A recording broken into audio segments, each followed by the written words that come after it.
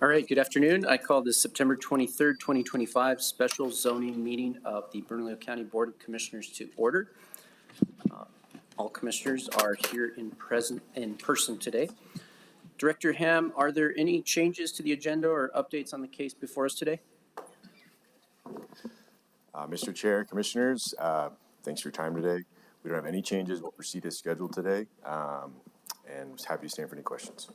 Thank you, Director. Not seeing any up here. We'll go ahead and move on to the approval of the minutes. I move to approve the September 9, 2025 zoning meeting minutes. Do I have a second? Second from Vice Chair Barboa. Seeing no discussion, all those in favor signal in the affirmative, please. Aye. Yes? Yes. Any opposed? That passes 5-0. Next up, I wanted to take a brief moment of personal privilege to recognize a dignitary that we have in the House with us today, former Commissioner and now State Senator Debbie O'Malley, and just wanted to offer you a couple minutes just to say what you'd like to say, and we appreciate you being here with us today. Thank you so much, Mr. Chair, Vice Chair, Commissioners. Feels a little strange being back in this building, but it's still a beautiful building. It still looks new. It's pretty amazing.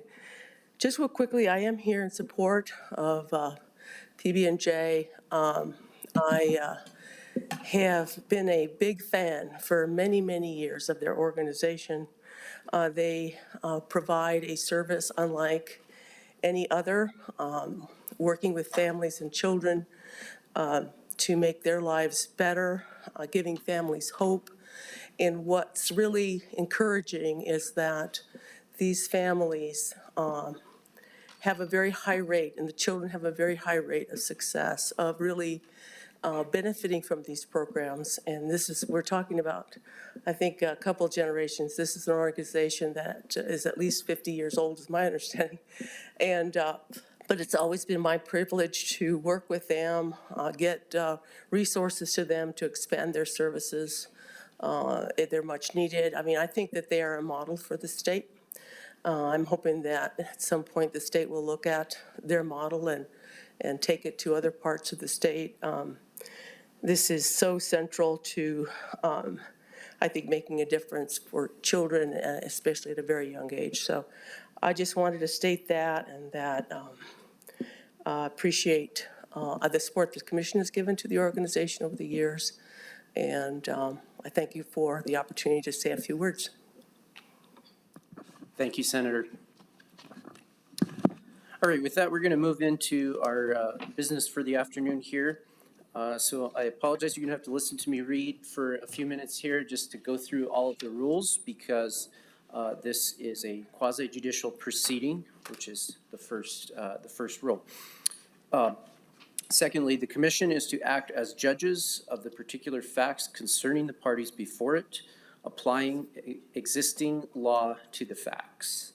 Number 3, the Commission is to base its decision only on the facts presented to it by the parties and not on any facts supposed by it that may exist outside the proceedings. Number 4, the Commission is to act with impartiality towards each party, applying the laws to the facts without favoritism or bias or the mere desirability of a given result. Number 5, a commissioner with financial or family interest in the outcome of a quasi-judicial proceeding should disclose any potential conflict in accordance with these rules and should, if necessary, recuse himself or herself from the proceedings. Number 6, the Commission is rendering its decision should make a clear statement of what it believes to be the relevant facts and why those facts led to its decision. Number 7, each commissioner shall avoid ex parte communications with parties bringing cases before the Commission. So this is an appeal based on the evidence in the record. Ordinarily, no new evidence will be accepted before the board. However, in the event that new evidence or testimony is accepted, the clerk will swear in any witnesses who may testify concerning it. So with that, we'll move into item A, which is the appeal that we'll be considering today. Before we start off with the staff presentation, Madam Clerk, could you please swear in all those giving testimony today? Yes, Chairman Olivas. All those providing testimonies, please stand up. Raise your right hand. Do you solemnly swear or affirm that the testimony you are about to give at this hearing shall be the truth and nothing but the truth under penalty or perjury? Yes. Thank you. You all may be seated. Chairman? Thank you very much, Madam Clerk. So the order of presentation and time limits, which are set forth in our rules of procedure, are as follows. So first, we'll have staff presentations for 5 minutes. Then we will allow the appellant's presentation for 10 minutes, the applicant's presentation for 15 minutes, the appellant's summation or rebuttal for 5 minutes, staff closure for 2 minutes, and then we'll have a period, undefined period for board discussion and questions, and lastly, action. So please be aware that the time limits for each side, appellants and opponents, is the total time allowed regardless of the number of persons to sign up to speak. So if you have multiple parties speaking, you'll need to divide your time as you see fit. So again, you'll need to decide how to divide that total. So with that, we will go ahead and start with the first, which is the staff presentation of up to 5 minutes. And I'll also state all of these are up to. You do not have to use the entire period of time if you choose not to. So Zoning Administrator, Ms. Maggie Gold, to start us off. Thank you, Mr. Chair, Commissioners. I do have a couple of PowerPoint slides available here, and beautiful. Okay, thank you so much. All right. As we said, this is COA 2025-002. This is an appeal of the zoning administrator's decision to grant a variance of 11 spaces to the required 23 spaces for a total of 12 spaces for a project for PB&J Family Services. This is the subject site. So right here, and just a little bit of quick history. This is a 1974 aerial. So you can see Isleta used to go like this. Armijo used to go like this. This was called Dead Man's Curve when I was a kid.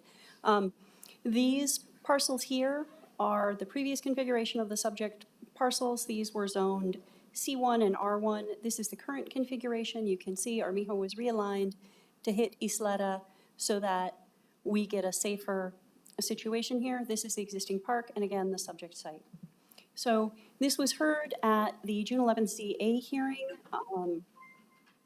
The ZA found that this met the variance criteria, and so the variance criteria is basically what is it that is unusual about a piece of land that makes it difficult for it to follow the rules. So the variance criteria exists to provide relief for oddly shaped parcels or where there are circumstances that make development difficult. Sector plans, as an extension of the zoning code, are allowed to use the variance process. So again, exceptional, unusual circumstances in connection with the specific parcel of land not generally found in the neighborhood. So we can see this parcel has a funny shape in a neighborhood of somewhat funny shaped parcels, but mostly these are kind of clear and rectilinear. So again, odd frontage. The other thing that happened at the hearing is the applicant stated approximately 90% of the children would arrive by bus, so less drop-off traffic. Also, this existing use moves classrooms from a site that's about 500 feet to the south to this site. So not necessarily new classrooms, but basically moving the existing operations. So this was appealed to the Board of Adjustment. It was heard at the August 6th Board of Adjustment hearing. And so again, duties of the Board of Adjustment are to hear appeals of zoning administrator decisions. And again, it is their job to determine these appeals and grant or deny applications from variation requirements of this ordinance, or grant or deny applications for conditional uses or permits authorized by this ordinance. And their job is to basically look at, did the zoning administrator make a mistake? So again, there were 3 appellants for this particular hearing, and generally the concerns were traffic, the size of the site. They felt the decision was arbitrary and capricious. They thought perhaps other sites were going to be better. the BOA did vote to deny the appeal and uphold the decision of the ZA. For this appeal invokes what's called the 20% rule, and that states that when you have at least 20% of property owners within 100 feet of the subject site who file a protest, the county commission must act with a supermajority. So that means in order to approve the variance or the conditional use being appealed, 4 votes are required if 5 commissioners are present, 3 votes are required if 4 commissioners are present. And so all of the properties in orange were part of the protest letter. This boundary here represents the 100 feet buffer. These represent the properties that are within that buffer, and they comprise approximately 36% of the property in the buffer, so the threshold for that 20% rule is met. So the grounds for the current appeal, again, basically restating what was stated at the ZA hearing, and this was filed timely, and the applicant did provide the appropriate documentation for the 20% rule. Again, concerns about traffic, insufficient parking, the impact on the area, and that there are other possible locations that may have been a better fit. And with that, I will turn time over to my colleagues if you would like it.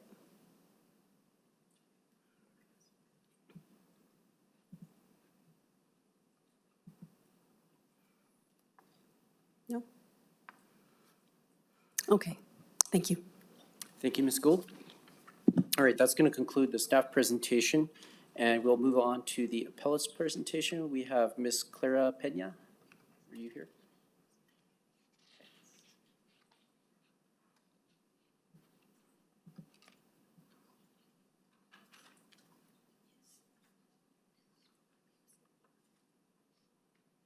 And Ms. Pena, just a reminder, you'll have up to 10 minutes.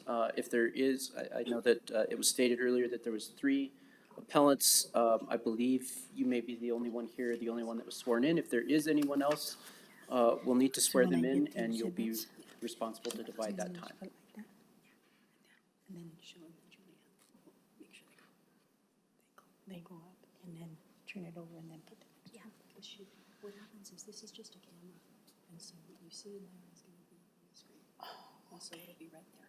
Oh, okay, I see it now. Thank you very much.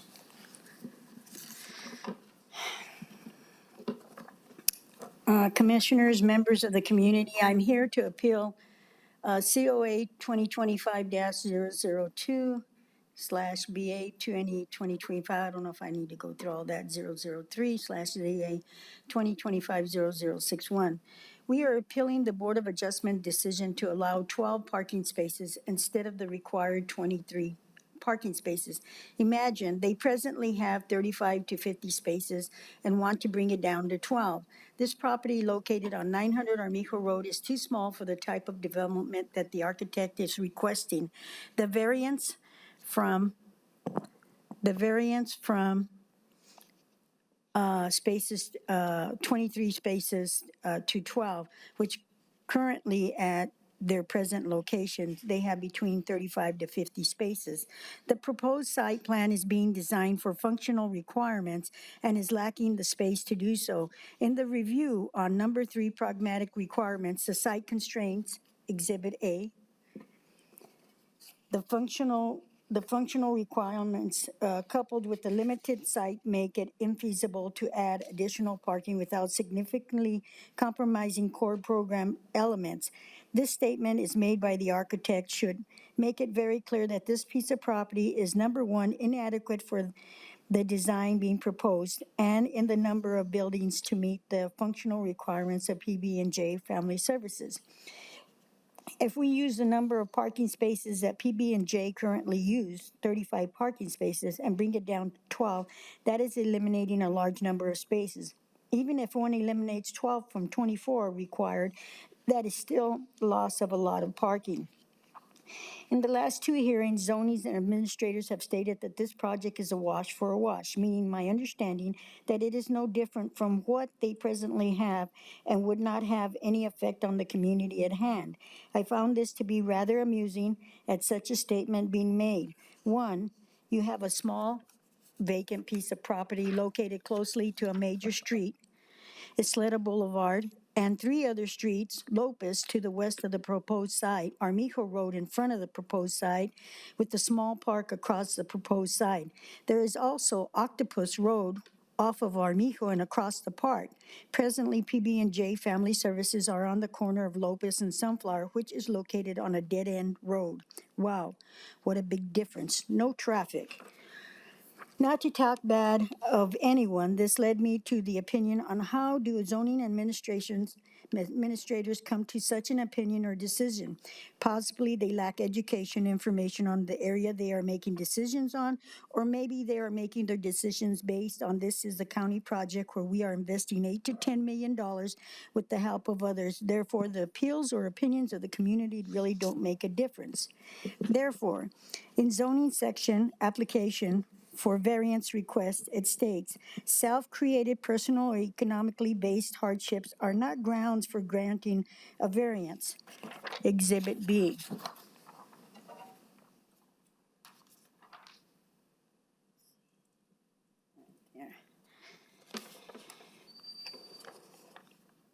So,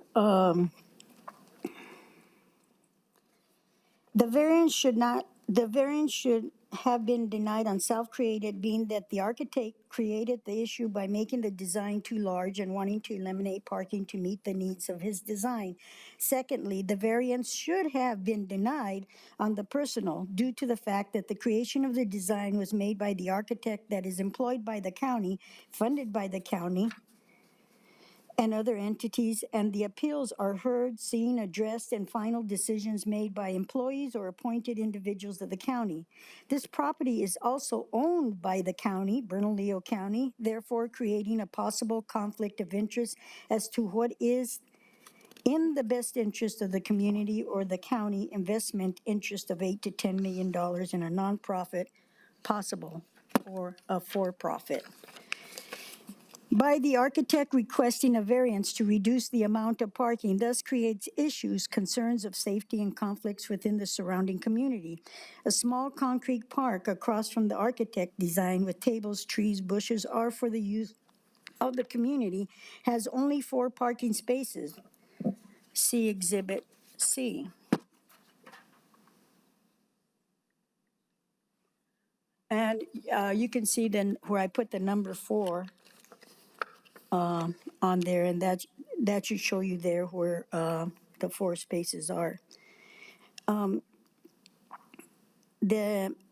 Let's see Exhibit C. Those seeking to find parking to get to the new design, PB&J with limited parking would use these 4 parking spaces of the park for their personal appointments, needs, and deliveries. It could be difficult to control who should or not park at the park.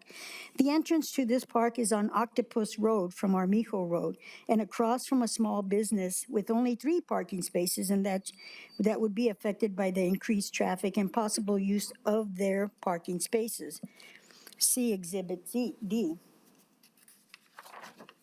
So right across the street is that business, and they just have those small 3 parking spaces. The entrance to this park is on Octopus Road from Armijo Road and across from a small business with only 3 parking spaces that would be affected by the increased traffic and possible use of the parking spaces. Thus, creating an idea that there's available parking at 900 Armijo PB&J and exiting on Octopus Road is the length of approximately 300 to 400 feet long and dead ends to 3 residential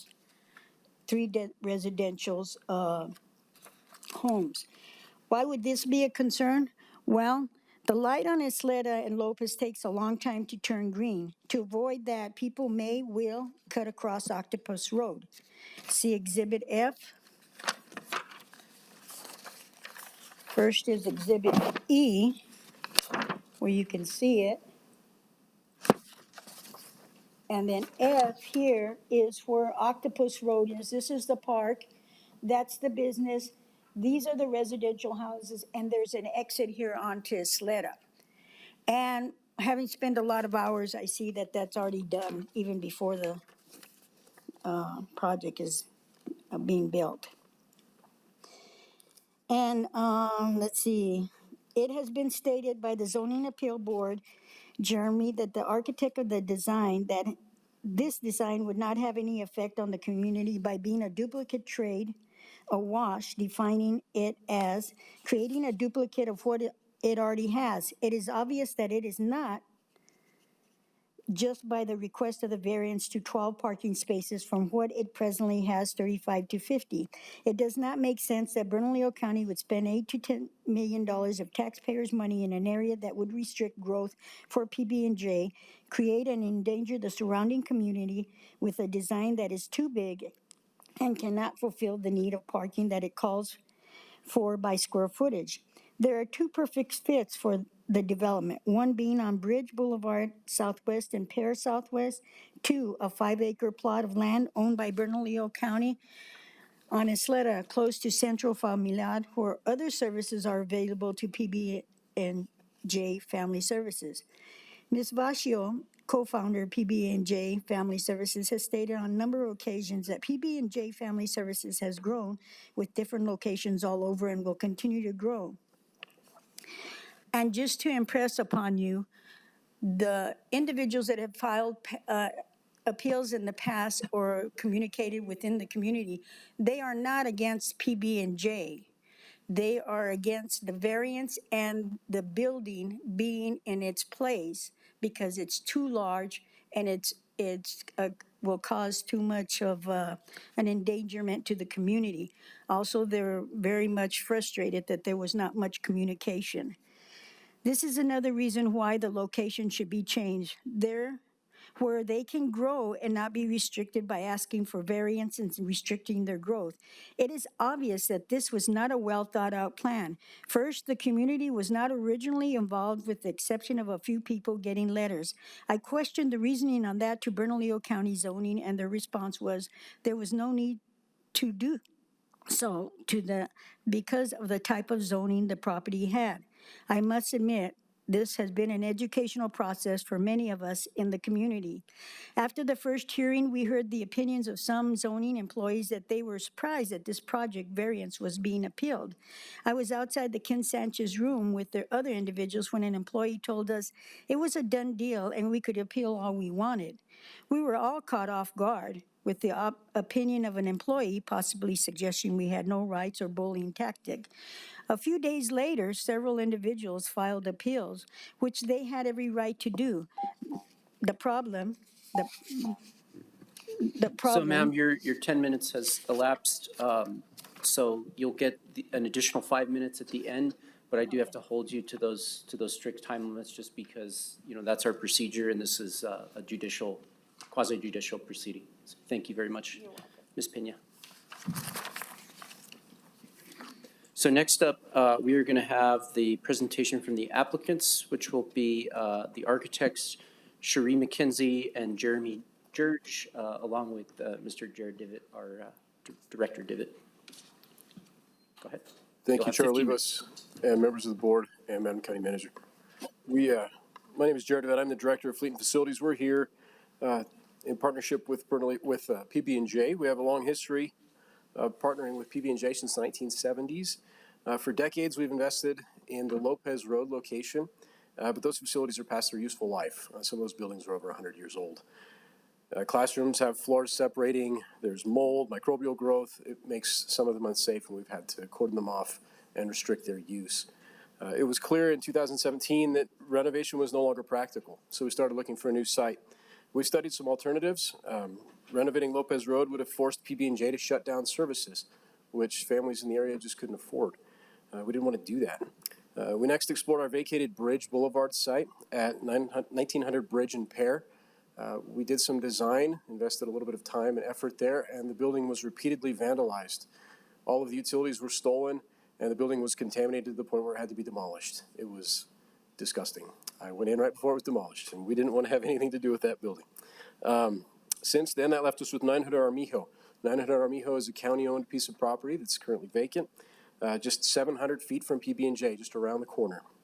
This site keeps them rooted in the South Valley, where families rely on them, and it ensures a continuity of service and a proximity to their current location.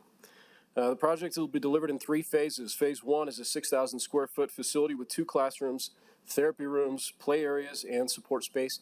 And phase 2 will be an additional 4,000 square feet, bringing the total to 10,000 square feet, with the addition of 2 classrooms and a kitchen.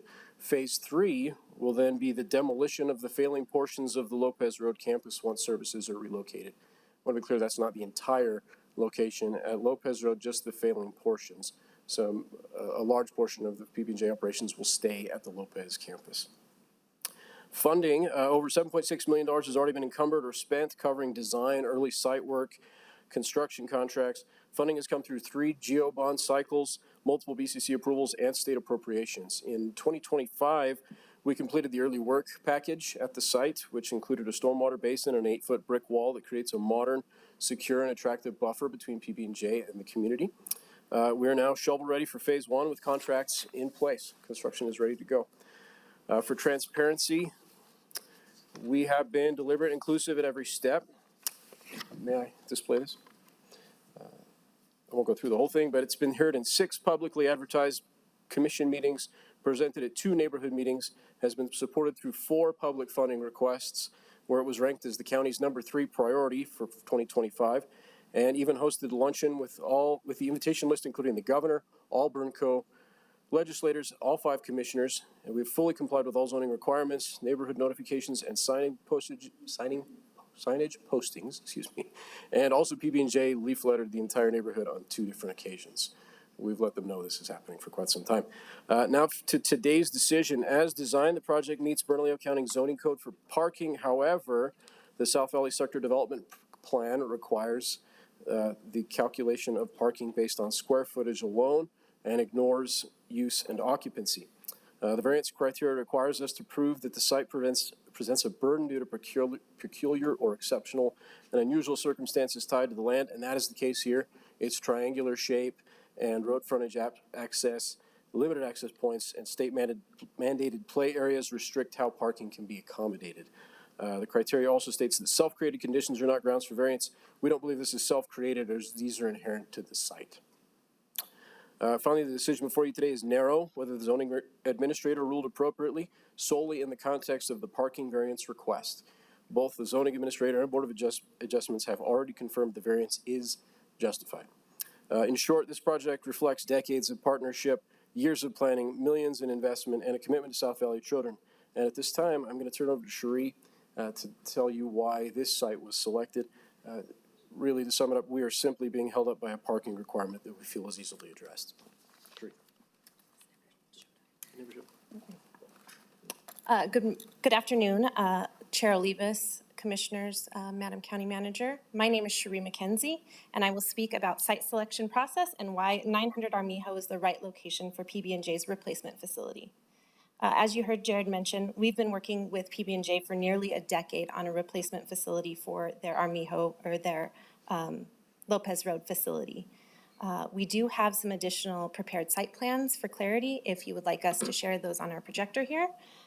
PB&J delivers critical early child care education, therapy, family services to some of our most vulnerable children. Closure, even briefly, was never an option. When the renovation of Lopez Road proved impossible and Bridge Boulevard was lost to vandalism and contamination, 900 Armijo became the clear path forward. It should be noted that 1900 Bridge, which is the Perrin Bridge property, which is on the corner of Perrin Bridge, studied early on, has since been reallocated to another project and is already in design, confirming it was neither a viable nor the right fit for PB&J. 900 Armijo stands out because it is county-owned, avoiding costly land acquisition.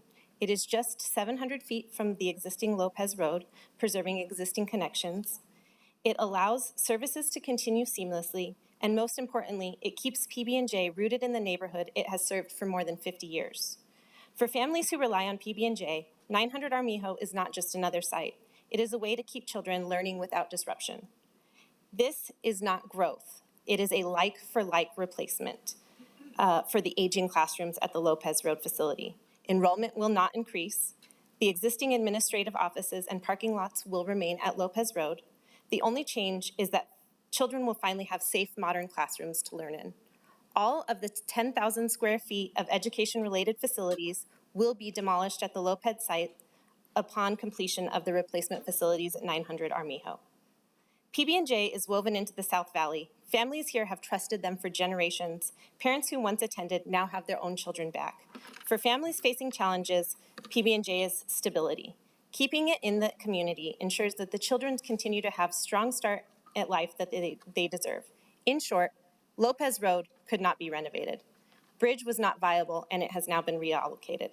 Expansion is not the intent. This is a safe, like-for-like replacement that protects services without interruption. That is why 900 Armijo is the right site. With that, I'm going to turn it over to Jeremy to address the variance specifics. Thank you. Julie, may I request this to be projected overhead?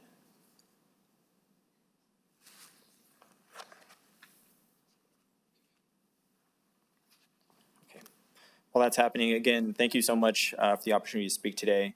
Chair Levis, Vice Chair Barboa, members of the board, and Madam County Manager, I apologize.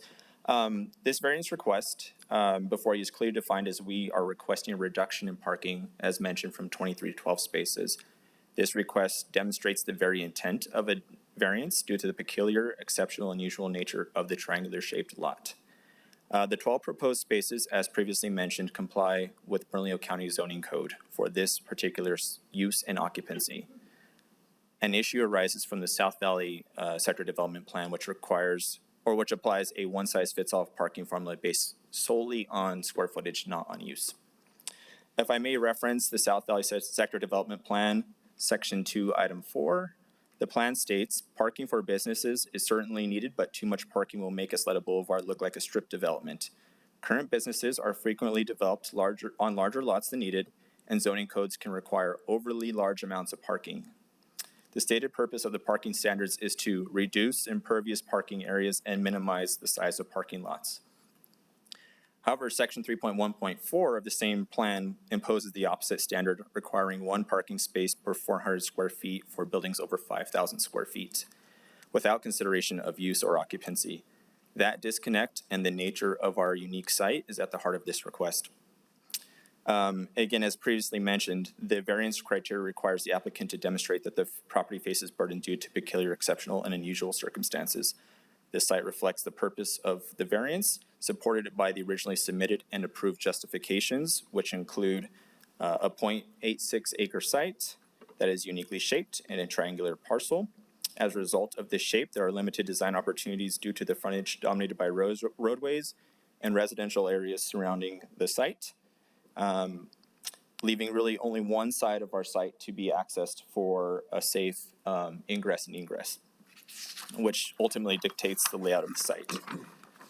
The core of the project are the programmatic requirements, which include replacing the like-for-like services of the existing site in conjunction with the state-mandated outdoor play areas. These factors, again, are peculiar, exceptional, and unusual shape have been drivers for the design. As noted, the criteria of the variance cannot be self-created conditions. This is not self-created as the lot's geometry and site constraints are inherent and would affect any facility of comparable size, regardless of use.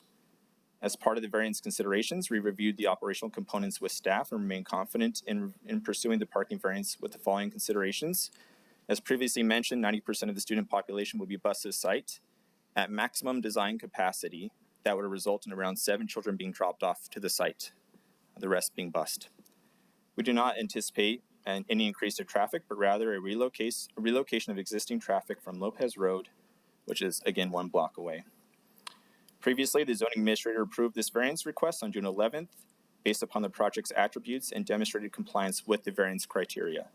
Following subsequent appeals, the Board of Adjustment upheld the zoning administrator's determination on August 6th, reaffirming the appropriateness of this variance. In closing, the Bernalillo County zoning code and parking requirements are based upon use, occupancy, and recognize that 12 spaces are both appropriate and adequate for this project. The South Valley Sector Development Plan square footage only formula does not consider use, and again is based upon strictly square footage. Following the sector development plan's parking requirements would result in an unbalanced site, diminished programmatic space, and a parking-dominated layout, contradicting the plan's intent to reduce parking. Given the site's unique conditions, the variance is reasonable, necessary, and previously approved through multiple reviews and appeals. We respectfully request that the variance be upheld. Upholding this decision allows the project to continue to move forward, delivering safe classrooms for children while supporting the PB&J mission to strengthen our community. We do have members of PB&J staff here with us today if there are any questions regarding the operation or program. And with that, our team stands for questions. Thank you so much. Thank you very much to all of the presenters. We'll go ahead and go back to the appellant for a 5-minute rebuttal. Ms. Pena?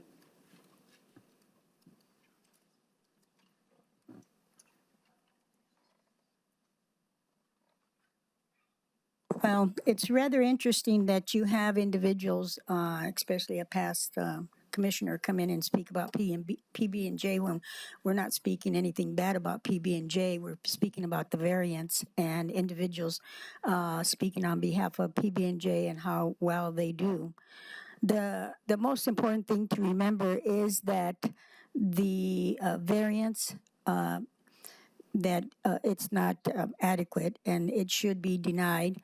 The other thing is, if this has been in the process for 10 years, it's just was stated, that's rather interesting because most of the community did not know about it until about a year ago. And that I'm going to say a few individuals from the community. And it's sad to say that. And the other thing is, since we're bringing up about about PB&J, I just wanted to let you know and introduce that I have approximately 200 a petition here of individuals that live within the vicinity that are in disagreement with that variance that we're appealing. The other thing is, this brings me back to the 70s. I don't know if you guys ever heard of urban renewal. Some of you are older here, some of you are younger, you may not have. This kind of reminds me of that, where the county can come in and purchase properties and eventually put what they want at will. And it appears that the community at hand really doesn't have much of a decision making in all of this. Now, if you're going to follow the rules on the variance. And also, there is another piece of property out there that would be really good, and that's the one that is on Central Farmland, the 5 acres out there. That would be a perfect spot for PB&J. The sad part is that the community was not really involved. If it's been 10 years, even if it's been 5 years, there were a couple of meetings with past representative commissioners, and they did not go well. There was some profanity that was said by the representative of the county commissioner or representative. So all I can say is that they are not against PB&J. What they're against that is the traffic that will be coming out of there, out of the front part. I don't care what anybody tells me. You cannot limit the parking to who's going to park where or what an individual is going to do. It is not a wash. You have a new for an old. You have less parking in the new, plenty of parking in the old. The best thing would be is for the county, if they own all the property or if PB&J has turned the property over to them, then what they should do is sell those houses, let people live in them, pay taxes into the county, and the county move the whole project onto that 5 acre area where they can all be together and they can be by medical and everything else. I just want to thank everyone who has taken the time to give an opinion on the variance, the community, the design, PB&J Family Services, employees, supporters in the Bernalillo County and their different departments. This has been an educating experience for many of us as to how the government works, nonprofits, and the community needs, and how the taxpayers' money is spent in one area and yet not another. At the pick and choose meeting, a person brought up that they were trying to stop gentrification by having PB&J put on the small lot, and we would be happy because it would increase our property value. Or maybe we could be happy with a tire shop there. This conversation took me way back to the time, late 60s and 70s. Urban renewal, it was called, and when a whole community, Tortilla Flats, part of Barelas, was eliminated for economic reasons and bring in trend into the area, which the politicians at the time considered improvements. A whole community removed, no choice, no voice. I give credit to one lady, Mrs. Martinez, who fought to the end. May she rest in peace. Gentrification can be any color, state, county, or even a village with money. Some people or businesses, nonprofits, even individuals within the community can gain or make a profit from such a move. But sometimes hundreds, thousands are affected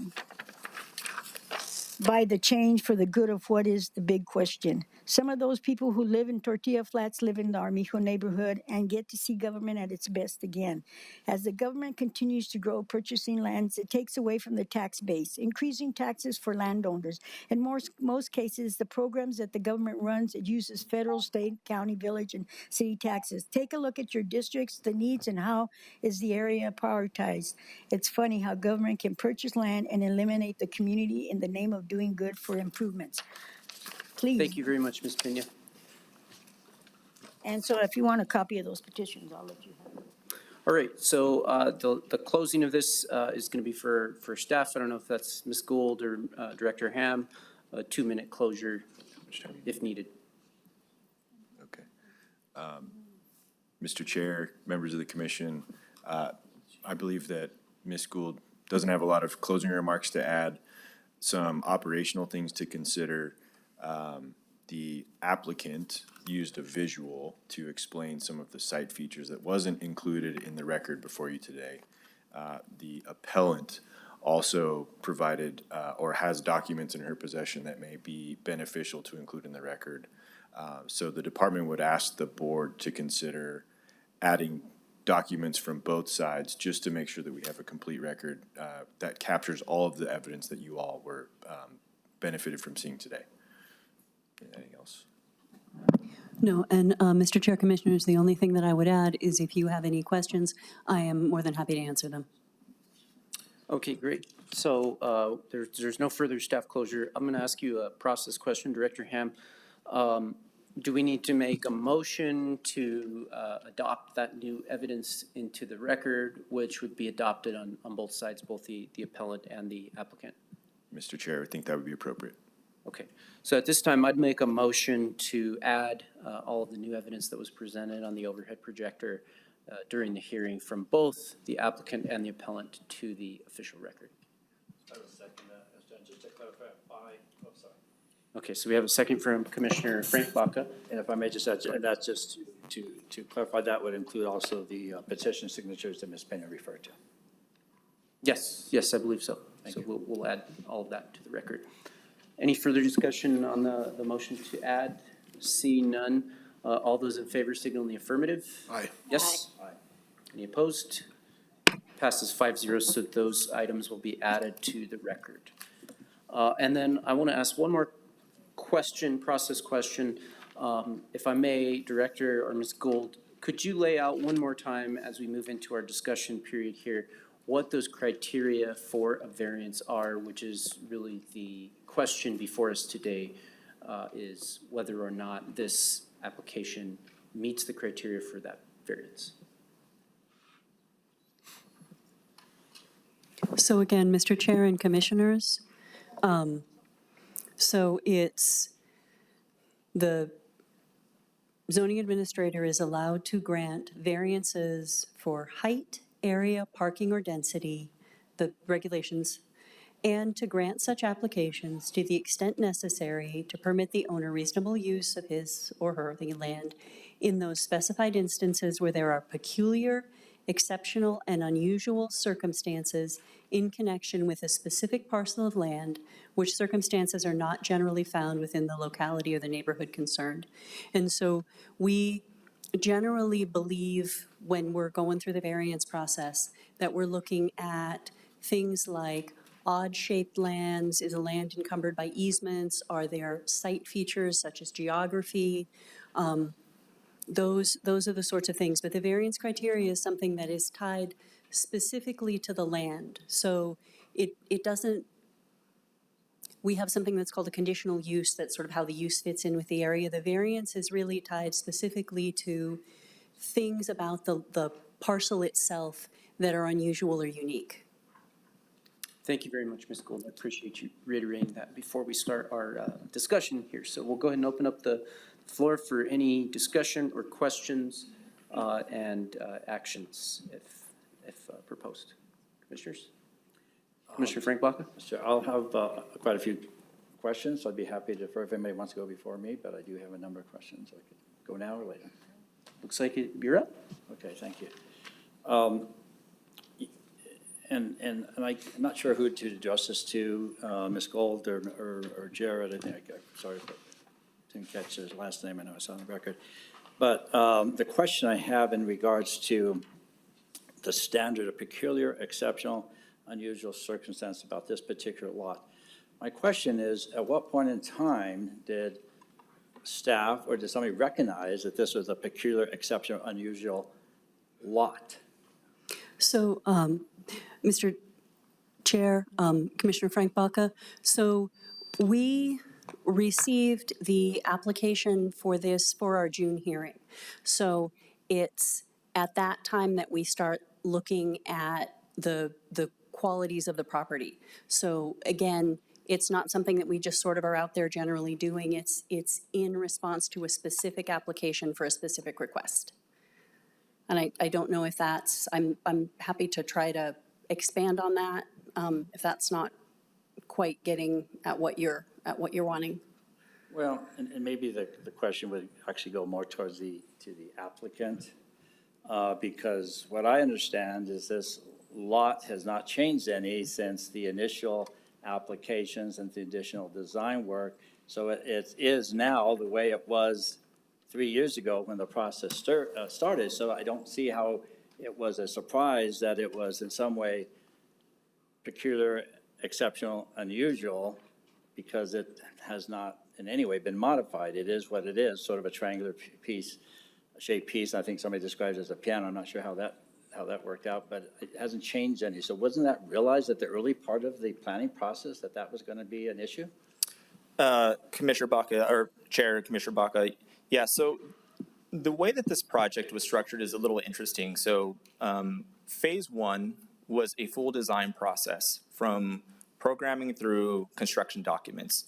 At the time, we didn't have full funding secured for phase two, so we only brought phase through up through schematic design at the point of when we started doing the design. So far, I apologize. And so the phase two lagged behind, and what's prompted this was once we received additional funding, we then let the design team move forward with phase two, and we're able to then land on an appropriate building square footage for phase two. So we cannot put in the variance for phase one and phase two without a known square footage. So that's why this came a little later on in the process. I hope that answers your question. So right now we've moved forward into phase two, design moving from schematic design through construction documents, but currently on hold until a decision is rendered today. Thank you, Mr. Chair. If I may continue. I understand that in terms of the funding, because I was actually involved in that, and I'm going to talk about that a little bit later. But phase two is always in the plans. What I'm hearing you say is that there was not funding secured, and that was, I'm sure, accurate, but it was not unsuspected. It's not a surprise that phase two was eventually going to be built once funding was secured. Isn't that correct? That is correct, yes. And again, my understanding is with variances too that there is a time limit on these when we submit for permit as well. And again, we submitted, I would acknowledge that we probably should have submitted for this early on, but again, or earlier in the process, but we didn't have final square footages for phase two, which again, the sector development plan is based upon final square footages, which designates the amount of parking required, which then informs the variance. Thank you, sir. A couple more questions. In regards to this location, there's been much discussion primarily, well, by both sides, I guess, regarding that particular location. And what I heard, I think, was only two sites that were contemplated by the county, the one on Pear Road, and I think that Ms. Jared, I think you initially indicated that that site was not feasible because of the condition of the building. And of course, that building has been since demolished, right? And that property, in fact, is using for a healthcare facility, Central Savila. Am I correct about that? Mr. Chair, Commissioner, that's correct. It's currently earmarked for use by Centro Savila and possibly development of housing in the future. That site was identified, I want to say 2 years ago, and specified for use of housing. And we were took it off the board because of that designation. We also liked the 900 Armijo Road property because of its proximity to the current location. We felt it would better ensure that we wouldn't have to cut services at one site to operate the other site. So you're saying that it was approved or decided that it was going to be used for Central Savila 2 years ago? Is that what you're telling me? It was designated for housing 2 years ago, and I want to say 6 to 8 months ago, it was proposed to Centro Savila, and they ran with it. Okay, thank you. And we were, of course, looking for sites that were owned by the county, so we wouldn't have to purchase any additional land. This site at 900 Armijo was not purchased by the county, but was a remnant from the correction of the road, of Dead Man's Curve. And I'm just asking because I'm trying to understand, were there other, so you mentioned those two sites. I think the appellant mentioned one side, the First Choice property, which is not owned by the county, I don't believe, or I could be wrong about that. Maybe I am wrong about that, but it's the property, 5-acre piece of property right in front of the existing First Choice. Are you aware of any other sites or locations that were contemplated or looked at? Mr. Chair, Commissioner Bucket, no, we don't have any additional sites that are unused right now that are owned by the county. We attempted to reduce the number of properties that we own, so any vacant land we were considering selling, anything that met this type of use. We do have other industrial, commercial type properties that are vacant. There's maybe one or two. The site of our old Fire Safety Training Academy on Broadway, but it's not conducive for a site like this. This was the only site that was close and fit the size requirement. So proximity was a big factor in your consideration? Correct. But speaking of, you just mentioned the site on Bridge and Coors where there was some county operation there in regards to the fire department. Is that, you're aware of that site, right? Commissioner, I'm not aware of Bridge and Coors. Yes, sir. Bridge and Old Coors. Yeah. Bridge and Old Coors is our current fire shop. Is that being utilized? It is. Okay. It is. We prepare all the fire trucks there. Okay. So okay, in regards to the current site, I was kind of intrigued by your comment that you've been working with Peanut Butter and Jelly. I think it was your comment for 10 years. Is that correct? Since the 1970s, for almost 50 years. Okay, but in the last 10 years, been looking at it in terms of finding alternative sites for the current structure. Is that what you said? Mr. Chair, Commissioner, I personally have not. Most of us in our department have only been in these positions for about 5 years. So previous to us, I don't believe there was any major efforts to look at additional sites. In 2017 is when the current facilities manager at the time decided that the building couldn't be renovated. It needed to be demolished. And the current site is in the heart of a residential street. Correct. Is that correct? That's correct. And just for purposes of understanding the position, it seems to me that there's some concern in regards to the downsizing of parking for 23, which I understand is actually 23 to 11 are the correct numbers, that the concern, what I gather from hearing from the appellant is the impact of overflow parking. If you normally be called for 23 or that for that size of building, but normally called for that size of parking, and you downsize it to 11, it sounds like there's some concern about overflow parking into the neighborhood. Has that been considered? Mr. Chair, Commissioner Baca, we've had a commitment from PB&J that their operations don't require that type of parking. Excuse me. They currently don't utilize the majority of their spaces at their current site. If you've ever gone there, there's always plenty of parking. You can even look at a Google Maps, and it's always an empty parking lot. They have excessive parking at their current site, and now that includes all the administrative staff that are going to continue to park there. PB&J has committed to us, and we can only comment on their operational needs, but they have committed that they would not need that many spaces. They just don't see that much traffic. Is there any concern on your part from moving traffic from Lopez Road, which is an internal residential area, to a more commercial or major arterial, being a Salado Boulevard? Is that something that was of concern? Chair, Commissioner Baca, from a facility standpoint, we don't necessarily have an opinion on that. We have had experts study the area. We've had our transportation department, our technical services department look at it. They agree that it doesn't appear to be an addition of traffic.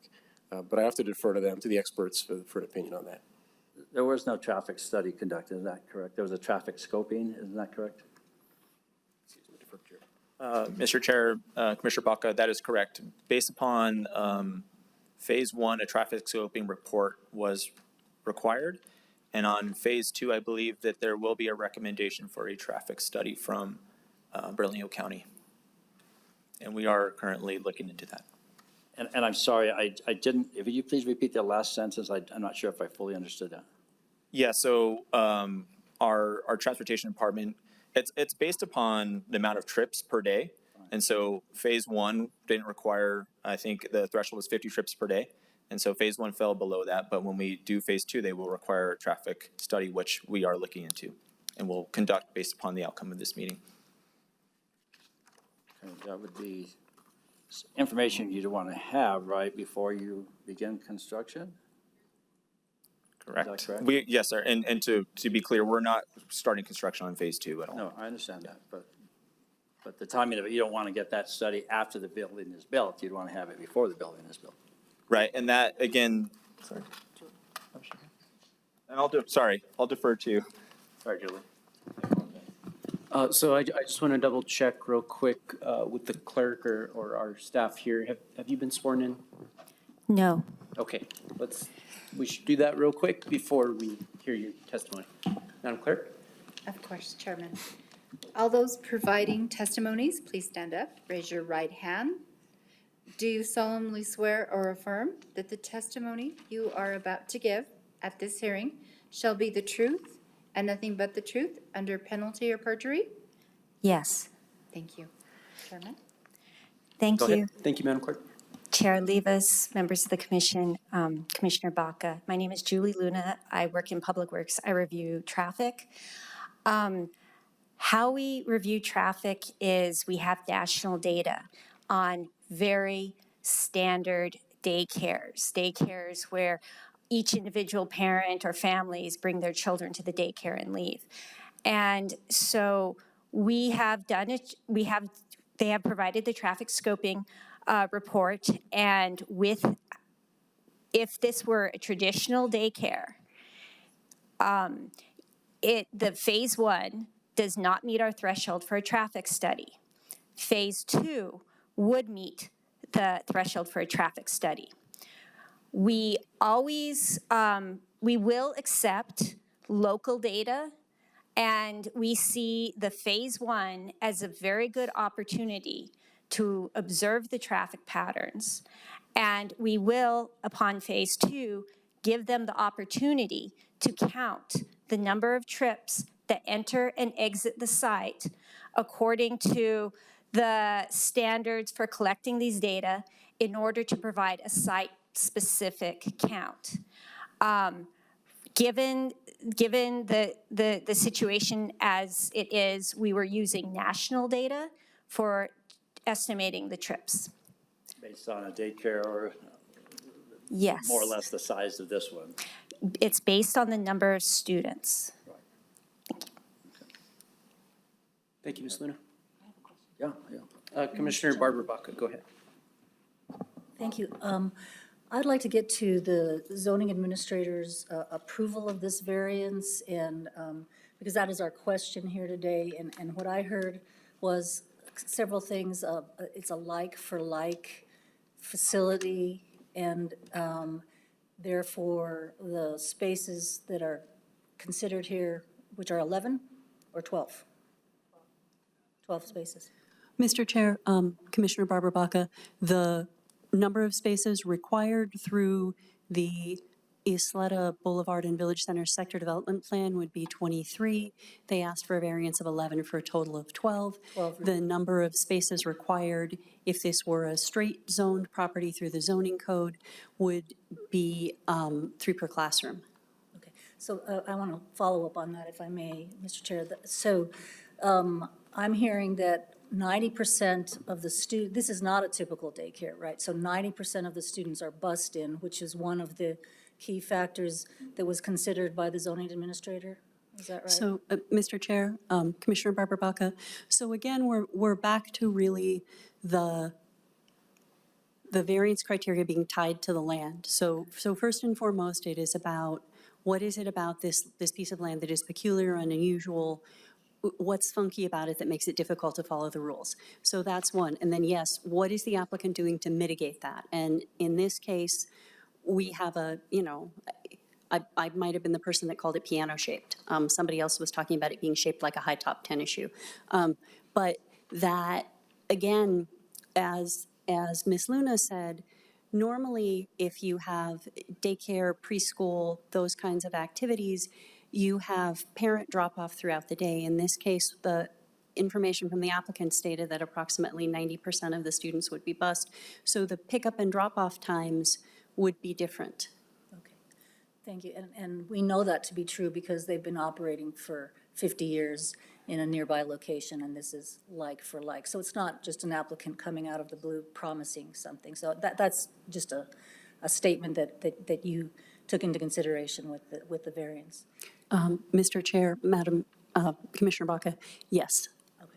And then just a couple more questions on, so the appellant made statements that it's a much larger parking lot in the existing, is it Lopez site, than this, but that one will remain, and the parking that is done at that site is their vans and staff and other types of parking, which is what I'm hearing is why this isn't going to be an increase and a problem with overflow parking, because the other site will remain for those kinds of overflow purposes. So, Mr. Chair, Commissioner Barbara Baca, I will let the applicant address that more fully, but yes, my understanding was that the classrooms are being moved from the existing location to this location, so there's not an increase, and this was asked during the hearing, there's not an increase in the number of children being served, that they're basically moving this use from the existing site to this new site. And then the reason that you're not using the square footage for the number of parking spaces of 23 parking spaces like the sector plan is because of the type of use, which is particular to PB&J that we've just described, the 90% bused-in students and the overflow and the existing facility remaining. Is that correct? So, Mr. Chair, Commissioner Barbara Baca, yes, this is, as the applicant and our traffic staff have pointed out, this doesn't function the way a normal daycare or preschool would. Thank you. Okay. Thank you, Mr. Chair. I don't know if the applicant wanted to comment on that at all. There was some discussion of that.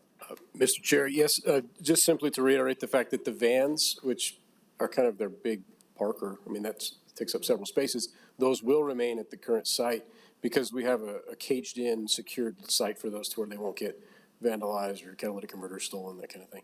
And then the administrative offices will stay, and that's where the people have the cars, is the grown-ups. They have cars. And so they're going to stay at the site.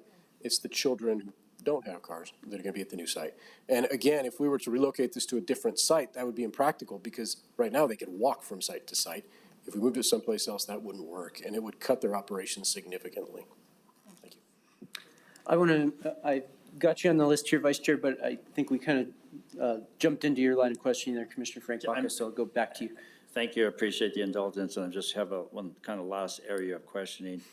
And I think this would be, more for Ms. Gold, but I'm not sure. So my question is about a sector plan. There is a Sleda Boulevard sector plan that's at play here. Is that correct? Mr. Chair, Commissioner Frank Baca, yes. This site is part of the Isleta Boulevard and Village Center Sector Development Plan. And it's because of the sector plan that the rules are slightly different. Is that fair to say? Mr. Chair, Commissioner Frank Baca, yes. What is generally the purpose of a sector plan? So most of the sector plans have sort of a statement of purpose. This one was developed in the early 2000s with the idea of kind of improving the corridor. I believe the applicant read some of the language about wanting it to be more pedestrian friendly, wanting a safe area. And there is language about kind of parking reduction. And one of the things that happens with our sector plans is that as we go through time, they get field tested. And so the idea of the 1 per 400 parking spaces, 1 per 400 square feet for larger buildings, in some cases is going to give you a big parking reduction, and in some cases it isn't. And so, the sector plan has design requirements. It had some special zoning. It has some really specific requirements for centers. So again, sector plans are a way to lay out a specific set of rules for a specific area based on the needs of that area. And would it be fair to say that also takes into account the uniqueness, cultural identity of an area or community? Mr. Chair, Commissioner Frank Baca, yes. And I had heard some reference to, this is something, having being very familiar with that area myself personally, that intersection, I heard somebody refer to it in two different ways. One as Dead Man's Corner and one as Dead Man's Curve. Do you know which way residents who have lived all their life refer to it, which one of those two ways? Mr. Chair, Commissioner Frank Baca, I can only say that as a kid growing up in the valley, we always called it Dead Man's Curve. I understand that some of the people living around there call it Dead Man's Corner. I mean, I think honestly, if you look at the geometry of the area prior to it being realigned, either one of those would make sense. Right, and actually, you're right, it is, the people living there do call it Dead Man's Corner. That is, not sure that is properly technically correct, it's not really a corner anymore, but that is the way it has been referred to probably for 50 years that I know of. But in terms of the land prior to this development to this location, I think as I read in the record from Ms. Pena, indicated there were houses there some probably 30, 40, 50 years ago. So, Mr. Chair, Commissioner Frank Baca, this is a 1974 aerial photo. So some development, so this is the existing parcel, and it's kind of hard at this resolution, but it looks like there may have been residential development here and here. And then you can kind of see, again, what was changed for the realignment of Isleta, Lopez, and Armijo. Right, I think Ms. Pena referred to the Lieberger family that had a house there some 40, 50 years ago. But just in terms of the sensitivity to the historical aspect of that neighborhood that then led to the development of a sector plan, to what degree, does that sort of calculate or, go into your decision-making process? How would you? So, Mr. Chair, Commissioner Frank Baca, so the sector plans are extensions of the zoning code. And our zoning code gives us this variance process. And the variance process really is tied to the land. And so there are other, like if we were looking at zone changes, for example, all of the policy work that comes into play. But and the variance process is unique in this way because it really is, it's one of the few things where we are only looking at, is there something unique, peculiar, unusual about this piece of land that causes it to be difficult to develop? And the variance process is in place as a form of relief so that we don't render properties undevelopable. We allow for some flexibility. There is within the variance process the ability to, to say somebody is asking for too much. We've had people come in for very high walls, we've had things like that. But generally, the variance process is really just looking at the land. Thank you. Thank you, Mr. Chair. All right, well, next we'll go to Vice Chair Barboa. Thank you, Chair. Thank you for everyone. This has been very informational. My first question is, without a variance on this same property, I saw the picture that was submitted today, sort of the renderings, and it looks like there's some green landscaping around and some nice, yeah, could you show that? Thank you. Yeah, so it looks like there's some nice landscaping around.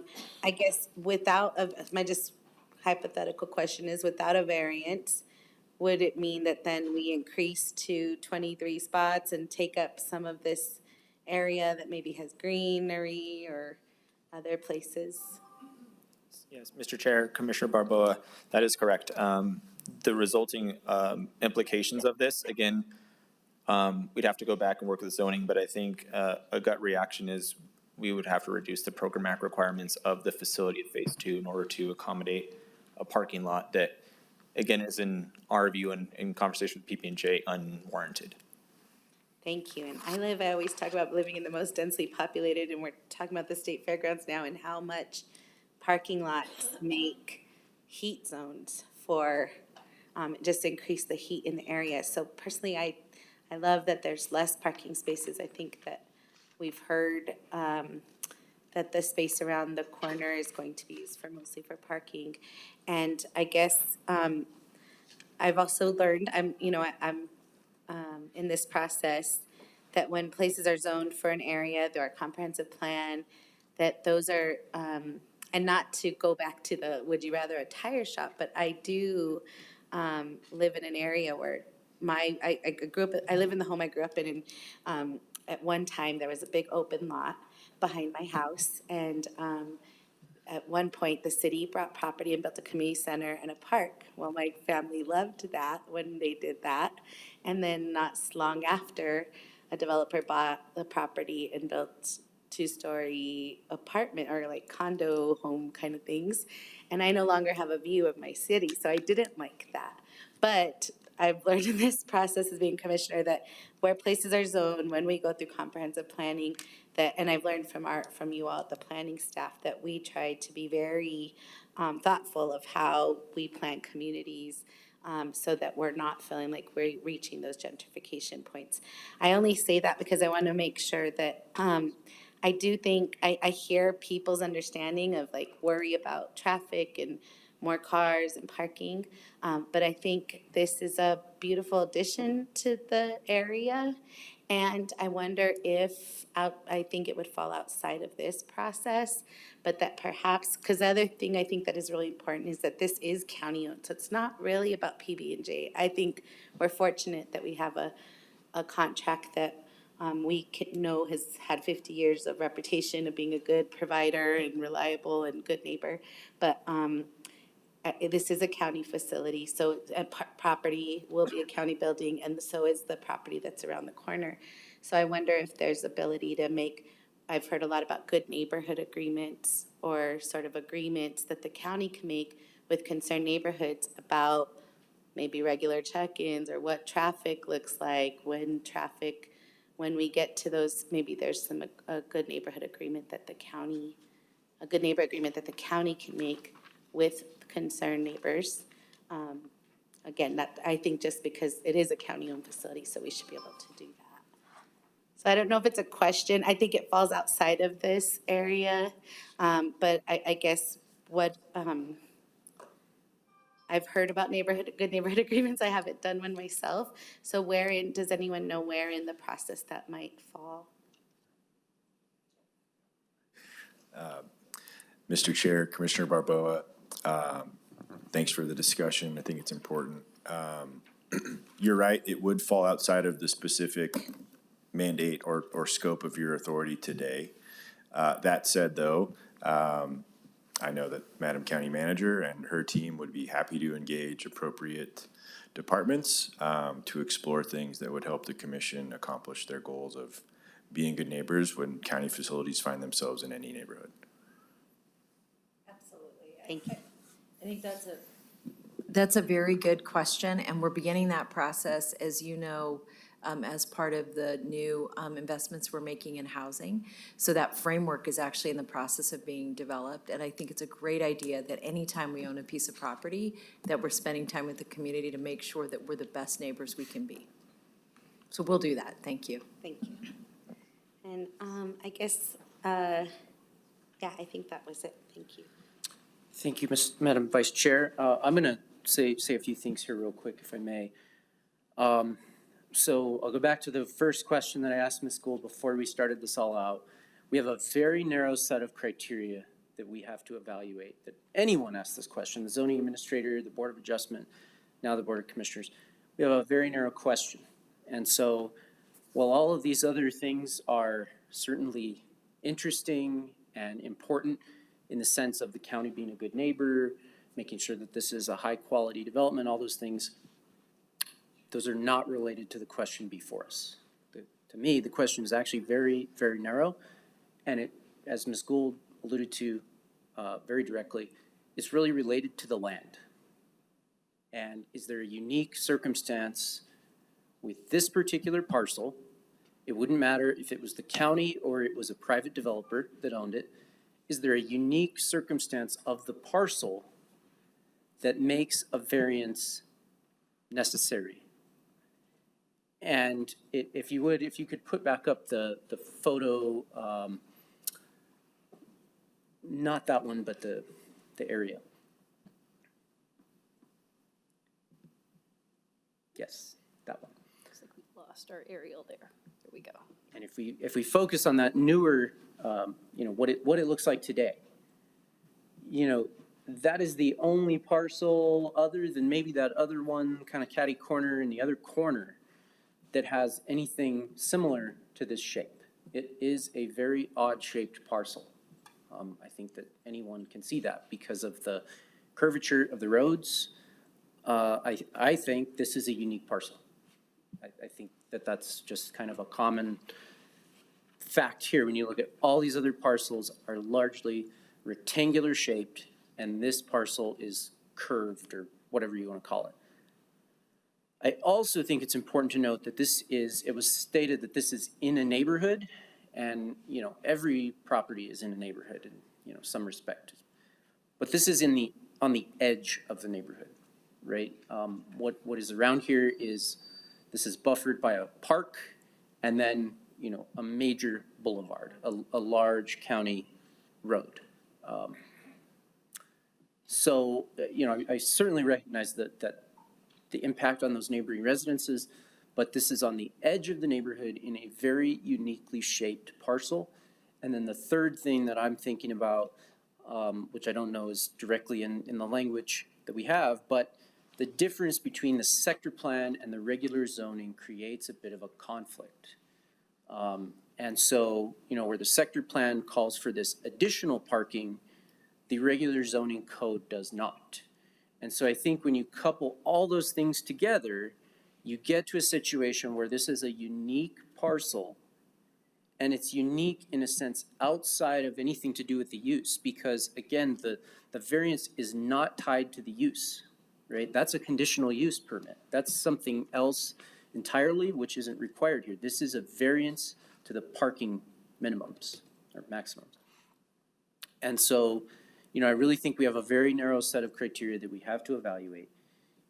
And first and foremost is there something unique about this parcel that applies to this? And I think the applicant, to me, has made that case fairly clearly And this picture illustrates that case. So that's really about all I have to say about it. I think that, you know, all of these other things are interesting to think about, the history of the neighborhood and all those things are interesting, but they are not part of the quasi-judicial process that we must adhere to that is about the underlying land.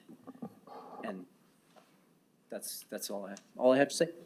Commissioner Barbara Baca. Thank you, Mr. Chair. And just a follow-up, I heard that the 12 spaces does comply with the zoning code. Director Ham. Madam Chair, Commissioner Barbara Baca, the 12 spaces would comply with the base zoning code parking calculation, which for educational or childcare facilities is tied to a classroom number. Thank you. Any others? Commissioner Frank Baca? I don't want to take all the time or usurp all the. Is there anyone to my right over here? Okay, no, all right, go ahead. I do want to say for the record that I'm in a very unique and difficult situation to some extent because, so I don't have my mic on, I better start all over. I am in somewhat of a difficult and unique situation because when I first came on this commission, I was made aware of the situation with peanut butter and jelly and the need for more space, which I certainly appreciated, having been aware of that facility for 50 years and having actually been, as an attorney, been involved in referring clients there. And by the way, it's not just a community base, it's not a daycare center or for local residents. It is normally intervention by a court. So it would be from people all over the city, all over the county, perhaps other places. It's not just unique to South Valley in any way. But I was aware of that. I was aware of the work that they did, the good work they did. I had clients there, and I really appreciate it. And I just want to say this to be, full transparency, is I personally helped secure the funding for the last part of this for phase 2. I was presented that as an issue. I understood that phase 1 had already been adopted and approved, and they asked me and whether or not I would support getting funding for phase 2. And I said, sure. And I will say publicly, and I won't back down on this, I did help find the money. And I was very happy to do so at that time. I will say also that I was very unhappy personally to then find out that there were concerns about the neighborhood. Because I assumed, wrongly, that some of these issues had already been dealt with, had been discussed, had been resolved, had been worked out. Any of you that know me and this commission have heard me say this probably 100 times only in the short time I've been here about the importance of community engagement to avoid these sorts of issues. So I will take it to a great extent my responsibility in that I assume something that I do think now is not fully the case. I assumed that the community had been fully engaged in the process, had vetted out all these issues, all these concerns, and obviously that is not the case. I hope that will not be the case in the future, and I will try to make it a point of not having that be the case in the future. So having said that, I'm in a position of going for supporting a program that I have personally supported over the years and even just recently versus supporting the neighborhood who are opposing this. And I don't really have any problem in saying I choose the neighborhood. I choose the neighborhood. And I don't back down for that. I don't apologize for that. It is a neighborhood that has been long neglected, has been in many cases felt that they've been abused. I'm very concerned. I'm very concerned that there's some discussion that there has been engagement with this program for many, many years, including the last 10 years, looking for alternative space. That space is absolutely uninhabitable, in my personal opinion. It should have been raised many years ago. This problem should have been addressed many years ago, and instead it has been kicked down, the can has been kicked down the road to the point we're at right now, and putting us in a situation where we are today. But I do, I do feel that there is a very strong legal basis for the appeal, because this is a unique, peculiar, exceptional, unusual circumstance that was basically self-created, because I believe that occurred when Sleta Boulevard was widened, when that curve where that corner was changed, I think that's when that unusual shape was formed. I also believe that that should not have been of any surprise to the planners, the developers, the architects. They obviously saw what we're looking at right now back then, and knowing that and seeing that, I think should have accommodated and should have worked that into their plans from the very beginning. I do think that I feel that the community's concerns are legitimate, because people looking for parking, as we all know, whether we're at Walmart or wherever else, we're looking for parking. And we start finding places to park. We go to the State Fair, the Balloon Fiesta, people start parking, and that's exactly what's gonna occur in this neighborhood, is that parking is gonna be overflowing into the neighborhood. And that is gonna be a problem for people that live there. That was gonna be a problem for the people that live there. Not necessarily the people in this room, except for the appellants, but the people that live there. They're gonna have to experience that and deal with that. And I say this, you know, having thought about this for a couple of months, since I knew this was gonna issue. And again, at one time, I think I was very conflicted about it, but I'm not anymore.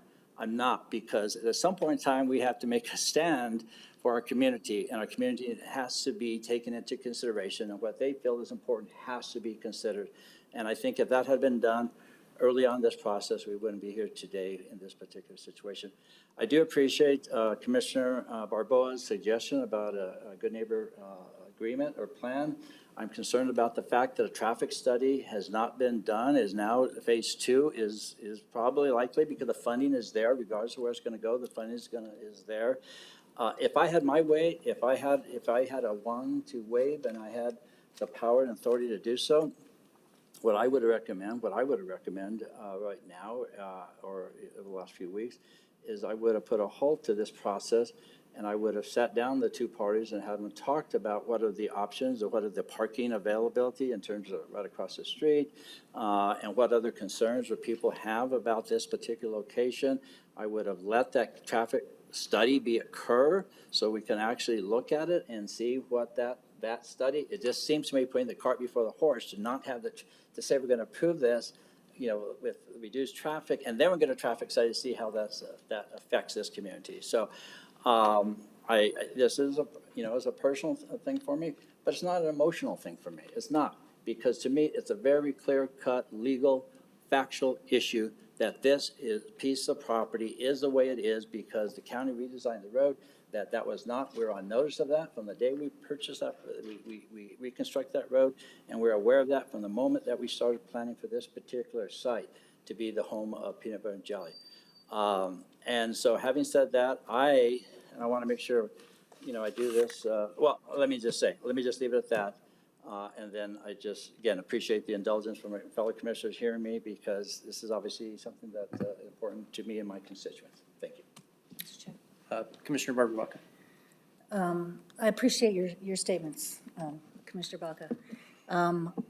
I feel, though, that what we have before us is a request for a variance for the parking that does comply with our zoning code.